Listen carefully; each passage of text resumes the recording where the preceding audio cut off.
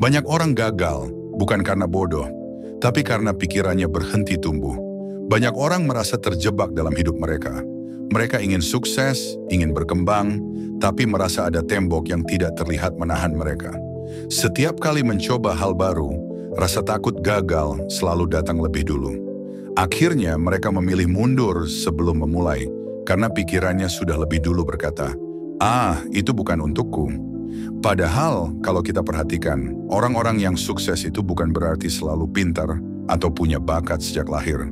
Bedanya, mereka mau mencoba, mau belajar, dan tidak berhenti saat gagal. Sementara banyak orang lain hanya melihat hasil akhir tanpa tahu proses di baliknya, lalu merasa, aku memang enggak akan bisa seperti mereka. Ini yang membuat hidup banyak orang stagnan, bukan karena tidak mampu, tapi karena pikiran mereka yang sudah menyerah duluan. Disinilah pentingnya yang namanya growth mindset.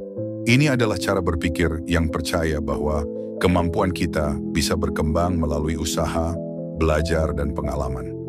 Dengan growth mindset, kegagalan bukan akhir, tapi langkah menuju keberhasilan. Orang dengan pola pikir ini akan melihat tantangan sebagai peluang, bukan ancaman. Dan percayalah, perubahan besar itu selalu dimulai dari bagaimana kita memandang diri sendiri.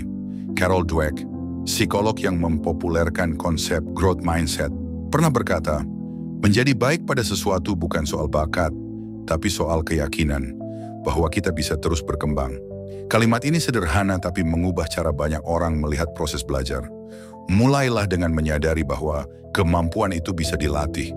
Setiap kali menghadapi tantangan, ubah pertanyaan di kepala dari kenapa aku gagal menjadi apa yang bisa aku pelajari dari ini. Perubahan kecil pada cara berpikir akan membuat kamu lebih terbuka terhadap peluang belajar. Ada beberapa langkah sederhana untuk memupuk growth mindset.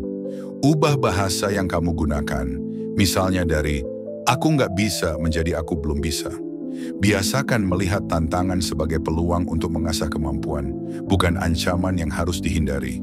Dan jangan takut mencari inspirasi dari orang lain. Bukan untuk membandingkan, tapi untuk menemukan cara baru dalam berkembang. Sekarang coba tanya ke diri kamu sendiri. Saat terakhir kali gagal, apa yang kamu lakukan? Menyerah atau mencoba lagi dengan cara berbeda? Jawaban itu bisa jadi cerminan.